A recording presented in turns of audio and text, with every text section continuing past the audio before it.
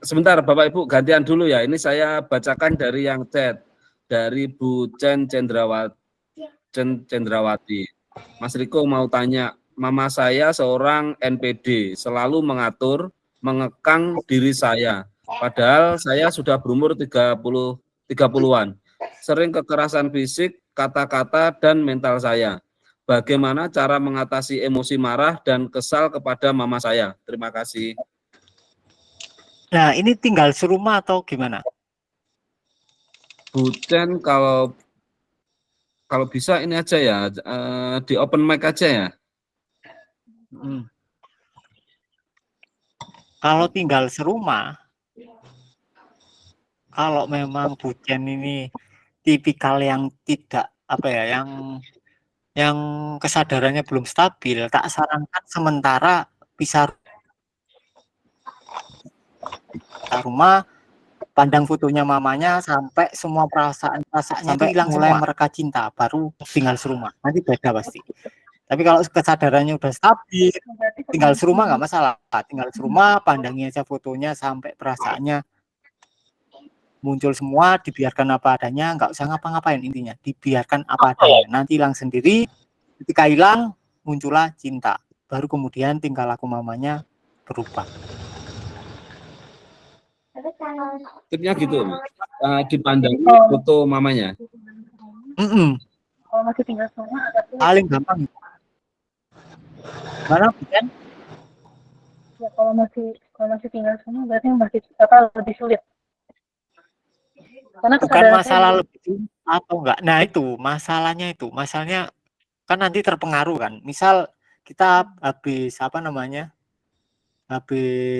habis mandangin fotonya baru keluar 5%. Terus kena gitu. Masalahnya lupa larut lagi. Kalau tinggal serumah berarti kan Bu Cen harus standby setiap saat.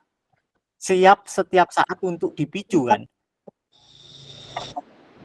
Biar namanya keluar. Kalau dipicu muncul dibiarin aja. Masalahnya kalau kesadaran kita belum stabil, tiba-tiba Bu Cen ketemu mamanya terus dikasari, biasanya kita nggak sadar. Kemudian kita larut ke dalam emosinya.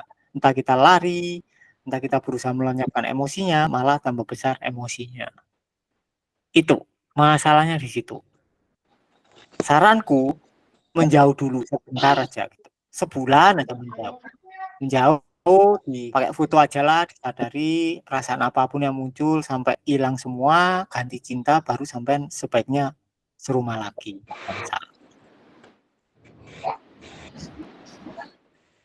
Terima kasih ya.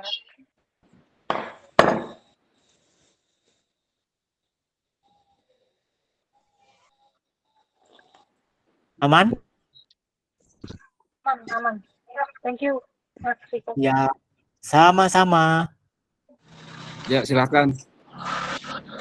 Mas, yang lain. Kembali ke topik yang judi online sama apa tadi? Yang sanskara keuangan atau terlibat hutang yang nggak kunjung selesai.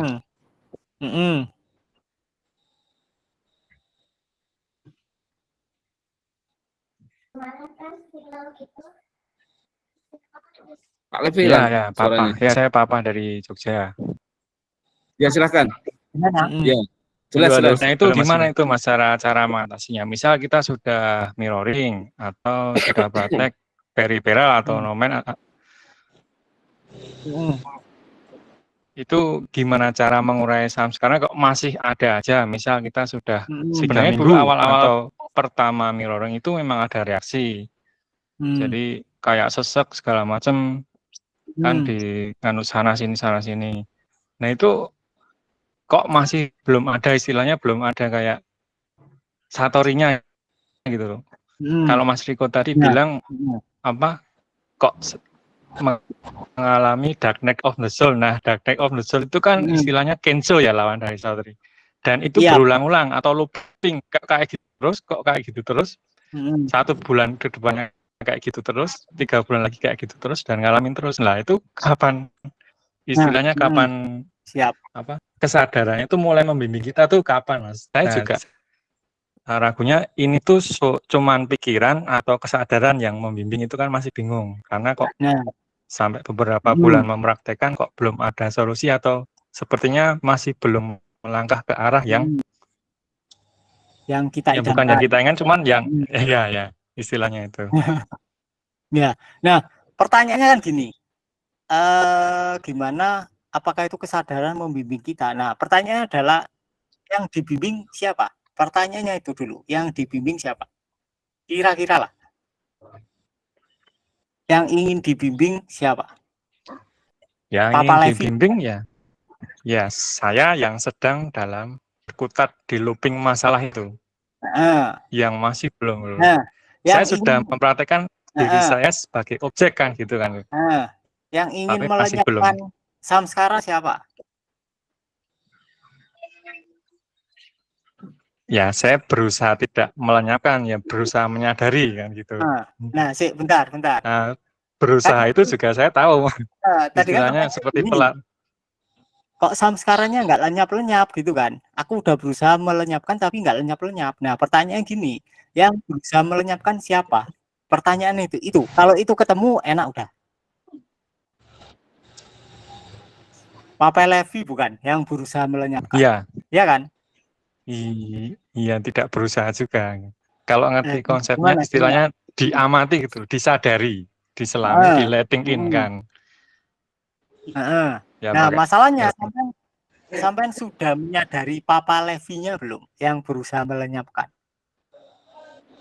Nah, awal-awal dulu enggak, terus semakin kesini kok belum hilang-hilang, kok masih ada aja yang istilahnya ya DC berulang kali dari sana sini sampai terpuruk di kehidupan keluarga, berdampak semua, muter gitu loh Mas. Dan itu misal ada solusi pun cuma sebentar. Nah, bulan depan kejadian lagi, bulan depan kejadian lagi. Looping gitu aja tuh. Looping. Sementara kalau misal mirroring dulu memang awal-awal itu ada. Nah, cuman kalau sudah selesai 3 minggu, bahkan lebih kadang sempat berhenti juga. Lah gimana kan gitu. Belum ketemu ininya. Intinya adalah meditasi yang benar itu adalah ketika kita meditasi tapi tidak ada pelakunya. Ketika kita menyaksikan tapi tidak ada yang menyaksikan. Ketika kita memeluk emosinya tapi tidak ada yang memeluk. Nah, pertanyaannya berarti adalah subjek menyadari subjek dan objeknya. Berarti kesadaran menyadari Levi yang berusaha melenyapkan dan juga menyadari emosi yang berusaha dilenyapkan. Jadi kita menyadari dua, subjek sama objeknya. Kalau subjeknya nggak tersadari, berarti kita praktek letting in-nya selama ini adalah subjek yang praktek letting in.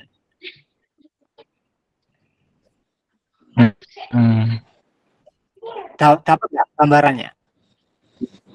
Dapat. Gambarannya dapat. Tapi secara realnya saya ini diarahkan. Kalau saya yang dengar Mas Riko itu di tayangan proses segala macam, tindakan yang mendorong tindakan yang mendorong saya ke arah yang benar atau solusinya itu apakah dari ego atau diri saya?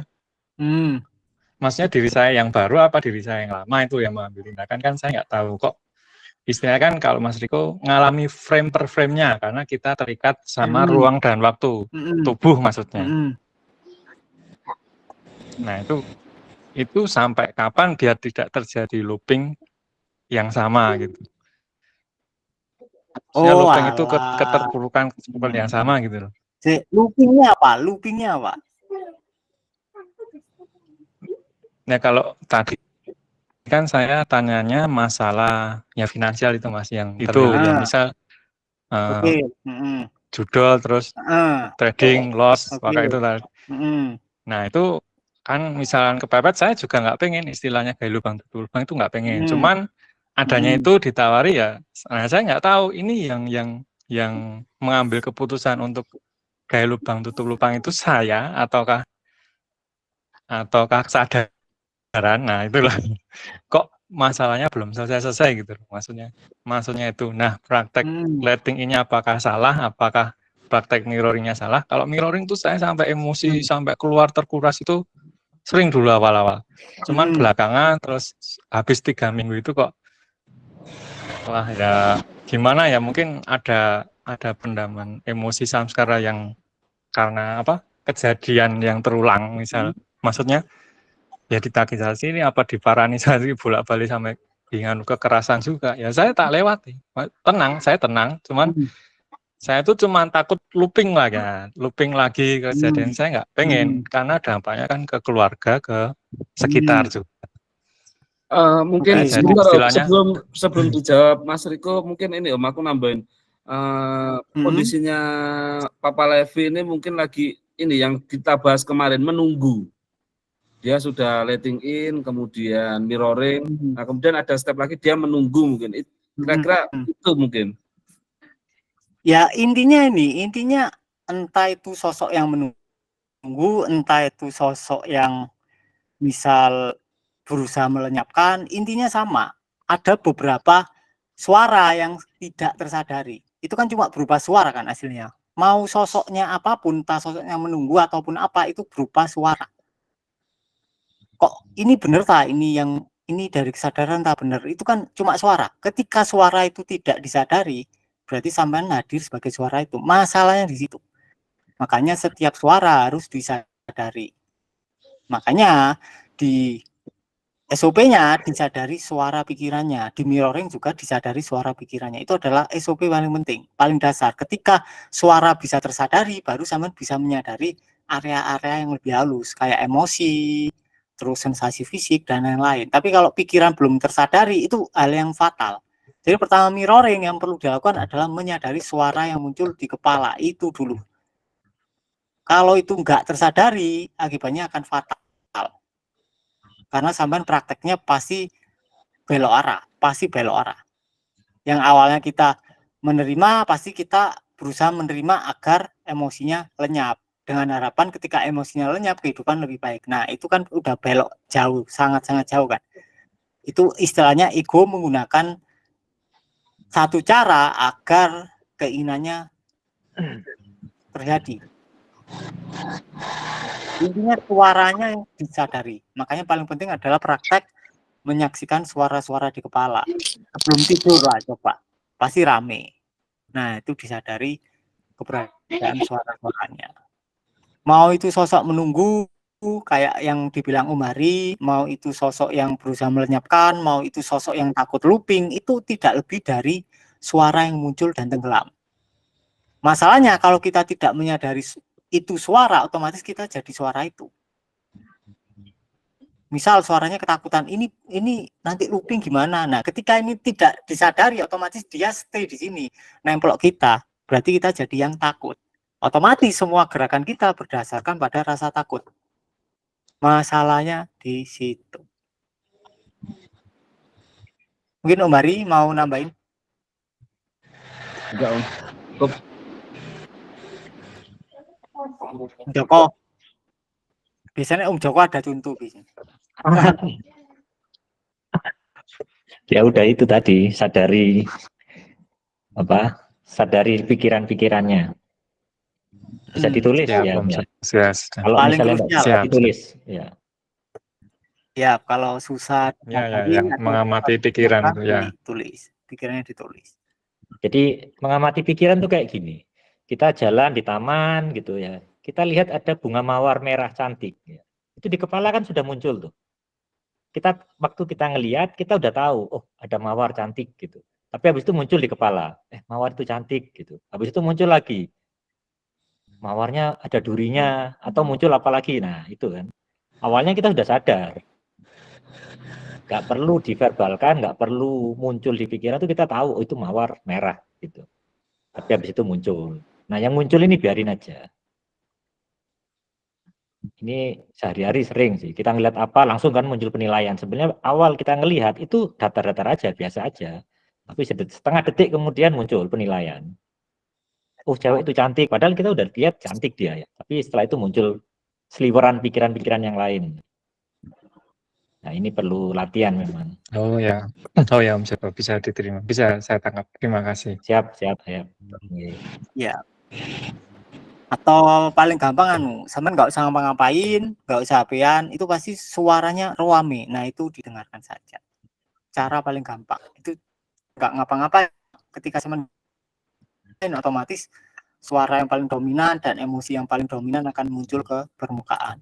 Kenapa kok sampean ada urgensi untuk bertindak, walau harusnya sampean rileks, kenapa kok harus bertindak terus, harus HP-an terus ya, karena ada emosi yang sampean pendam. Karena sampean benar-benar tahu ketika sampean nggak ngapa-ngapain, itu suara akan muncul semua dan perasaannya nggak enak. Makanya sampean terdorong untuk terus beraktivitas, nonton Netflix lah, nonton TikTok lah, scrollan, nonton HP-an lah, apalah, intinya kalau bisa itu 24 jam itu ada aktivitas, kecuali hanya saat sampean tidur. Nah, itu fatalnya di situ. Oh iya, aku baru inget Om. Jadi kalau yang masalah hutang ini kasusnya ini loh, Om Teguh kemarin loh.